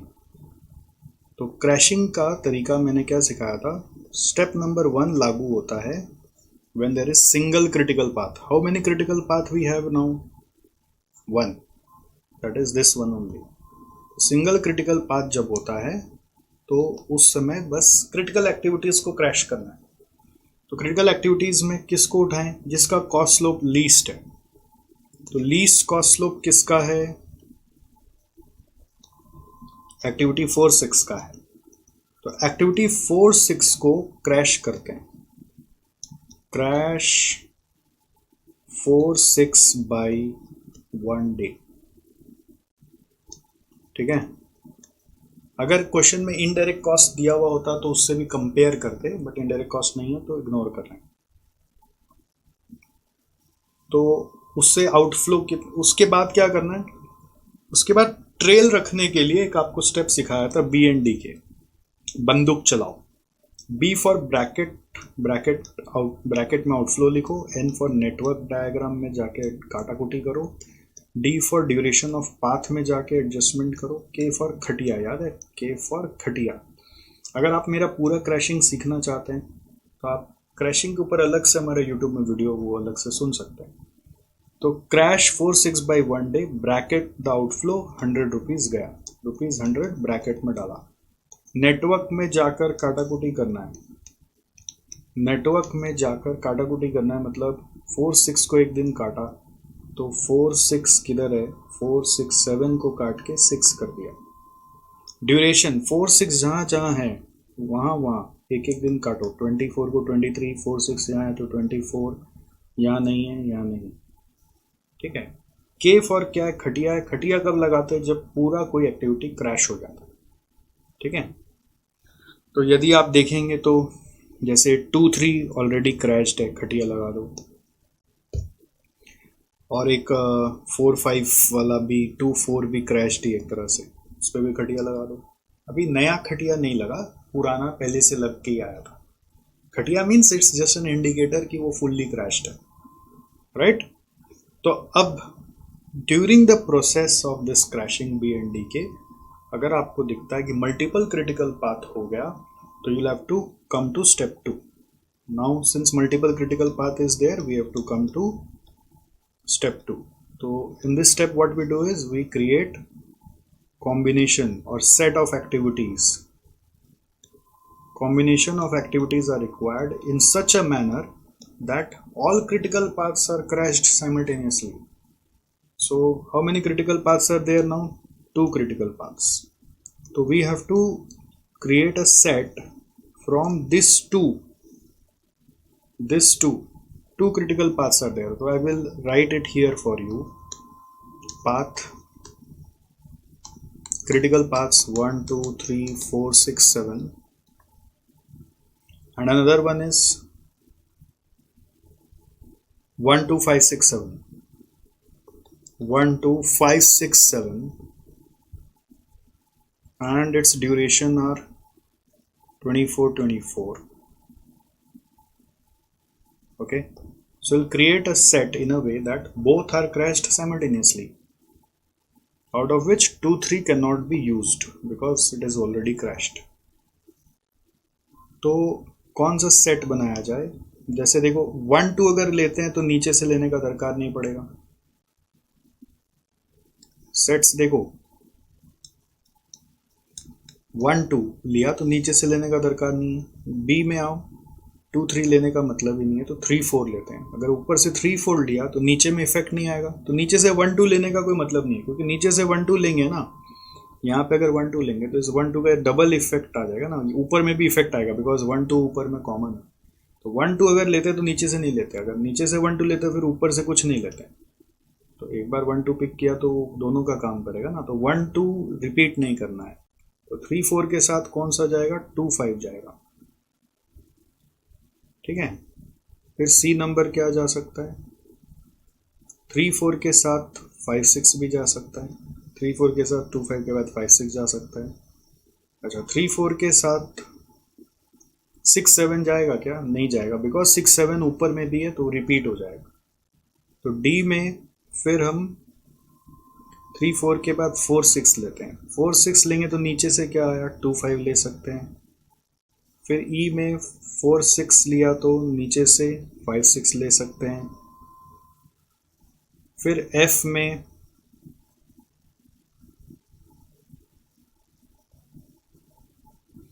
4 6 के साथ 6 7 नहीं जाएगा, ठीक है। 4 6 के साथ 6 7 नहीं जाएगा। अगर 6 7 ले रहे हैं तो नीचे से कुछ लेने का दरकार ही नहीं। देखो इस सेट्स ऑब्जर्व करो वापस से कैसे बना। 1 2 लिया तो नीचे में 1 2 है, तो आपको फिर से कुछ लेने का दरकार नहीं है। The idea is to select such set which will crash both the path together. 3 4 लिया तो 3 4 से ऊपर तो क्रैश होगा, नीचे नहीं होगा, तो नीचे से 2 5 लिया। यूनिक लेना है, नीचे से 1 2 फिर नहीं लेना है। नीचे से 1 2 लेने से ऊपर में 3 4 का भी इफेक्ट आ जाएगा, ऊपर में 1 2 का भी इफेक्ट आ जाएगा। दोनों में एक एक दिन कम होना चाहिए, दैट इज द आइडिया। 3 4 लिया तो नीचे से 5 6 ले लिया, तो 3 4 से ये कम होगा, 5 6 से ये कम होगा।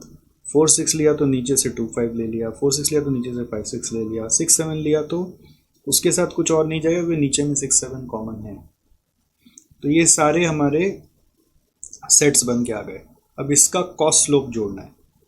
कॉस्ट स्लोप कैसे जोड़ेगा? तो कॉस्ट स्लोप का जो चार्ट बनाया था उससे, तो 1 2 का क्या कॉस्ट स्लोप है? 200 है। 3 4 2 5 का क्या है? 3 4 तो डमी है। अच्छा 3 4 तो डमी था, तो डमी को लेकर सेट बनाने का दरकार ही नहीं था। 3 4 को लेकर, ये तो क्रैश्ड ही था, इसके ऊपर भी खटिया लगाना था हम लोग को, ठीक है। तो ये खटिया लगाने का ऑब्जेक्टिव यही होता है कि वो सेट्स काम के नहीं होते, फिर उसको लेकर कोई सेट बनाने का दरकार ही नहीं होता। तो ज़बरदस्ती का बन गया, प्रैक्टिस के लिए, कोई ज़रूरत नहीं था। अब 4 6 2 5 का क्या है? 4 6 2 5 का 100 मिला के 200 है। 4 6 5 6 का क्या है? 4 6 5 6 का 300 है। 6 7 का क्या है? 400 है, राइट। तो इनमें से लीस्ट कौन सा है? 1 2 है, तो लीस्ट से उठाओ। तो crashing set A by 1 day, बंदूक चलाओ। बंदूक मतलब ब्रैकेट में आउटफ्लो लिखो। नेटवर्क में जाओ, 1 2 को काटो, 7 को काट के 6 करो। ड्यूरेशन में आओ, ड्यूरेशन में आप यहाँ पे काटो क्योंकि यहाँ पे और 2 पाथ है ना। तो 1 2 का इम्पैक्ट जहाँ जहाँ पे, तो 23 को 22 किया, 24 को काट के 23 किया। 1 2 का इम्पैक्ट यहाँ पे 22 किया, 1 2 का इम्पैक्ट 22 है यहाँ पे, सॉरी 23 हो, 24 काट के 23 होगा। तो 1 2 काटने से चारों में इम्पैक्ट आया। तो ये था हमारा third step, B and D. K for खटिया। खटिया तब लगेगा जब ये फुल्ली क्रैश हो जाएगा, और ये फुल्ली क्रैश अभी तक हुआ नहीं। अगर ये फुल्ली क्रैश नहीं हुआ है तो we will continue this crashing. तो हम क्या बोलेंगे? Crashing set A by 1 day again. तो वापस 200।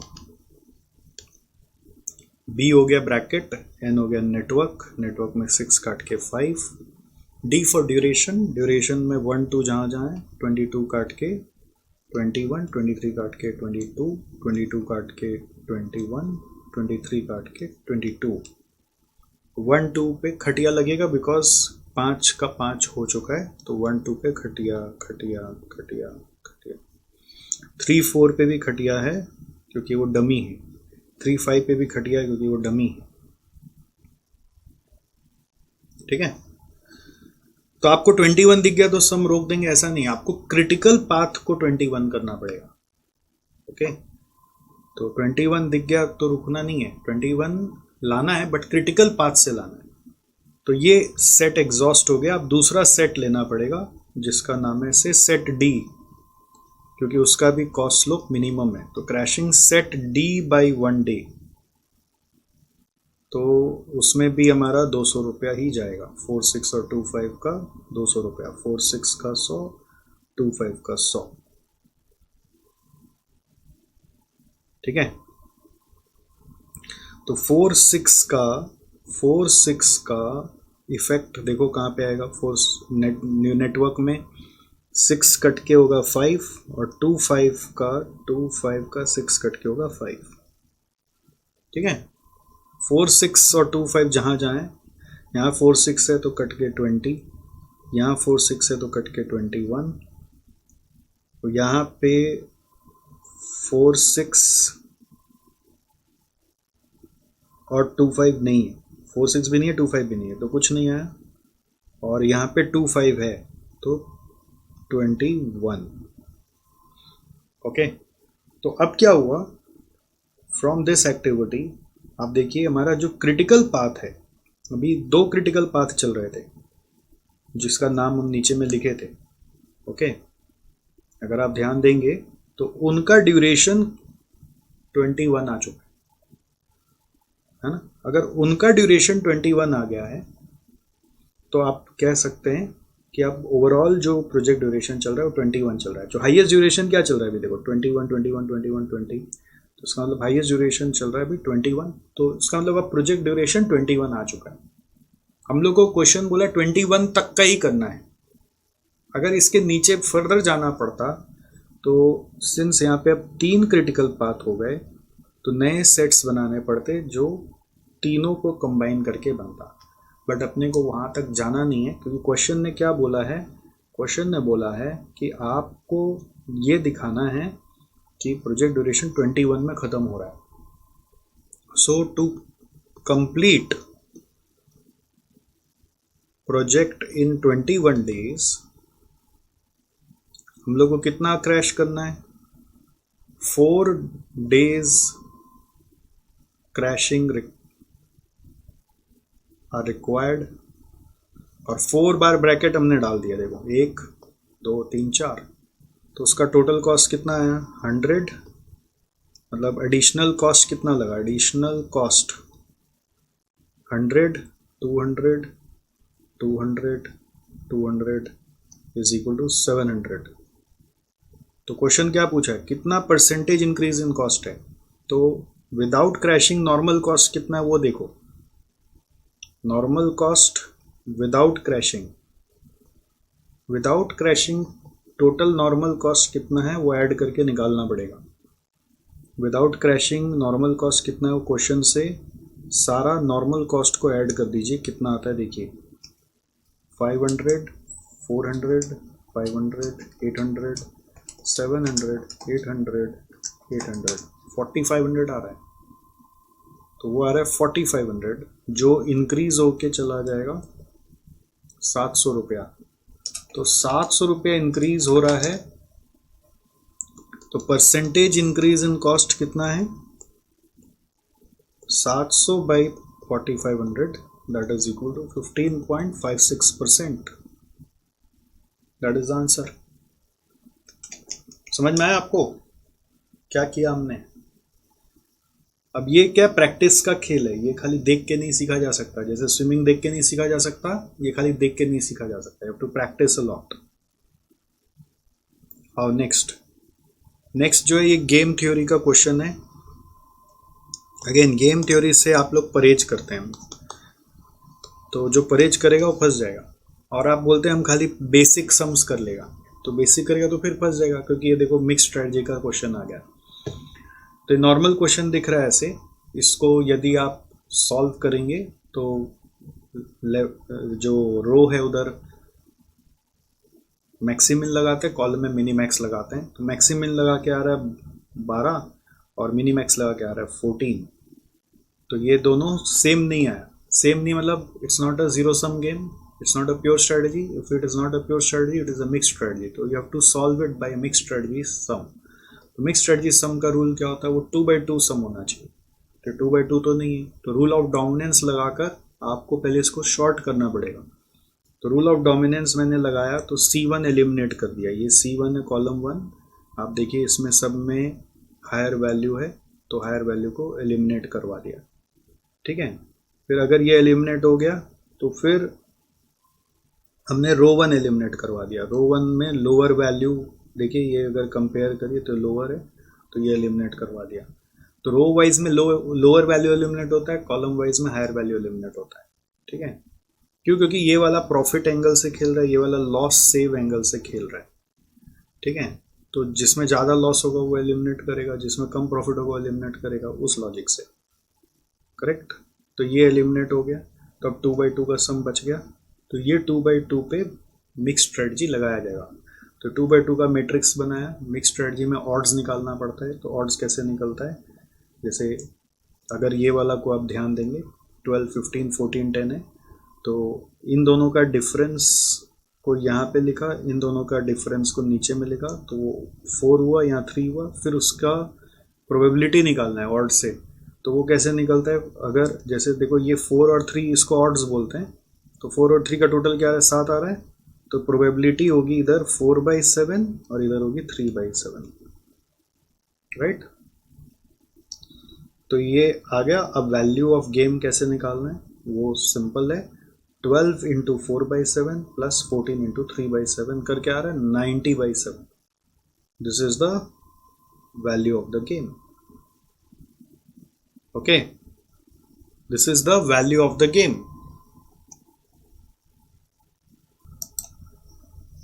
क्वेश्चन में पूछा है ऑप्टिमम स्ट्रेटजी भी बताओ। तो देखो ये वैल्यू ऑफ द गेम है।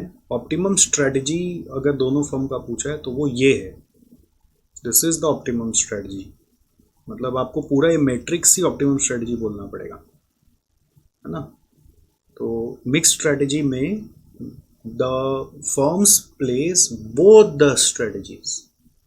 तो ऑप्टिमम स्ट्रेटजी क्या है कि फर्म पी मीडियम और हेवी दोनों करेगा विथ प्रोबेबिलिटी ऑफ 4/7, है ना। और हैवी एडवर्टाइजिंग में 14-10 करेगा विथ प्रोबेबिलिटी ऑफ 3/7। तो this is the optimum strategy of the two firms. Mix strategy मतलब क्या होता है, मिक्स स्ट्रेटजी मतलब the firms will play a combination of the options available here. और प्योर स्ट्रेटजी मतलब कोई एक ही करेगा, ठीक है। तो ऑप्टिमम स्ट्रेटजी मतलब ये मैट्रिक्स है विद द गिवन प्रोबेबिलिटी। तो आप आंसर लिख सकते हैं कि firm P will opt for in medium advertising 12 and heavy advertising 15। Sentence में कुछ नहीं लिखना है, बस ये वाला मैट्रिक्स ही बना देना, ऊपर में हेडिंग लिख देना है this is the optimum strategy, और बगल में प्रोबेबिलिटी भी लिख देना है, दैट्स इट।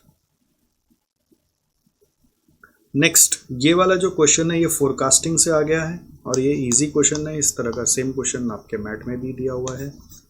तो इसमें आपको बोल रहा है ट्रेंड का वैल्यू 25 + 0.6 टी के हिसाब से देना है। टी का वैल्यू आपको बता रहा है कि ओरिजिन यदि फर्स्ट क्वार्टर ऑफ 2020 है, स्केल 1 यूनिट है, तो फर्स्ट क्वार्टर ऑफ 2020 को हम ओरिजिन मानेंगे यानी 0 मानेंगे।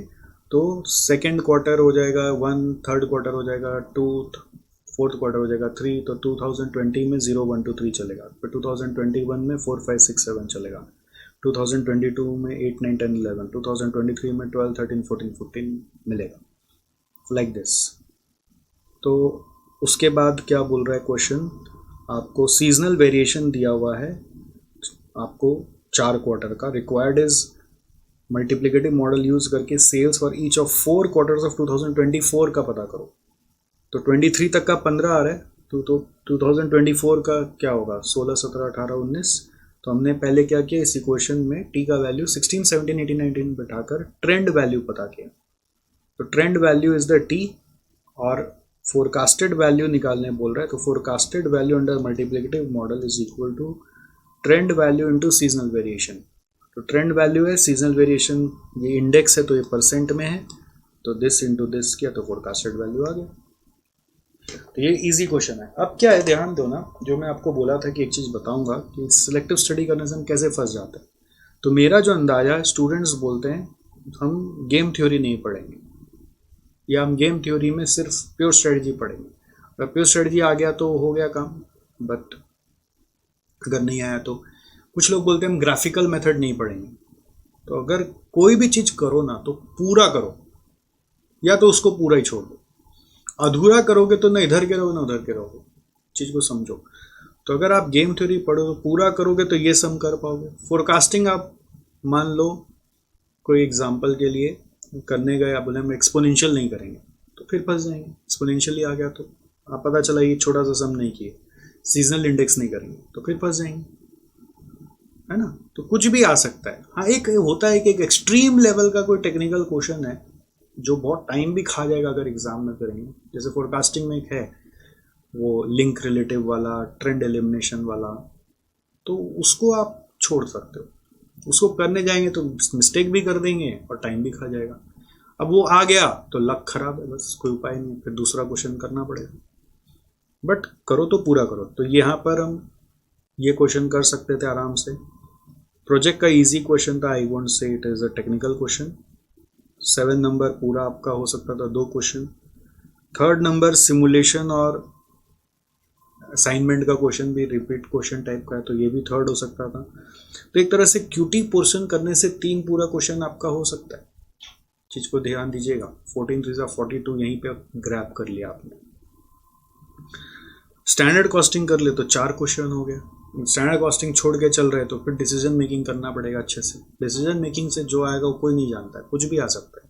अगर लक हुआ तो सेम चीज आ जाएगा, नहीं हुआ तो, बट स्टैंडर्ड कॉस्टिंग से सेम चीज आता है। तो स्टैंडर्ड कॉस्टिंग पे टाइम देना ज़्यादा वर्दी है।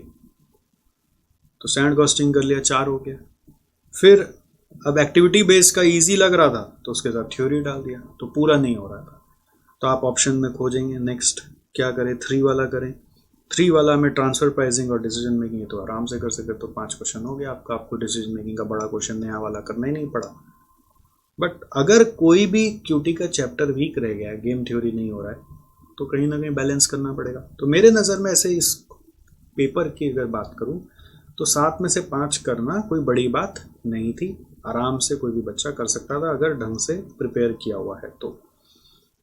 बाकी आपके कुछ सुझाव हो, विचार हो, कुछ भी आपको बताना हो, शेयर करना हो, तो I would be happy to hear from you in comments, और if you have my number please do WhatsApp me. This is it for the time being, and I wish I could help you earlier, but that's what was written. हर चीज़ सही समय पे ही होता है, correct. तो thank you so much for bearing with us, thank you for reaching till the end of this video. अपना ध्यान रखिए और बने रहिए हमारे SGC के साथ। Bye bye, take care.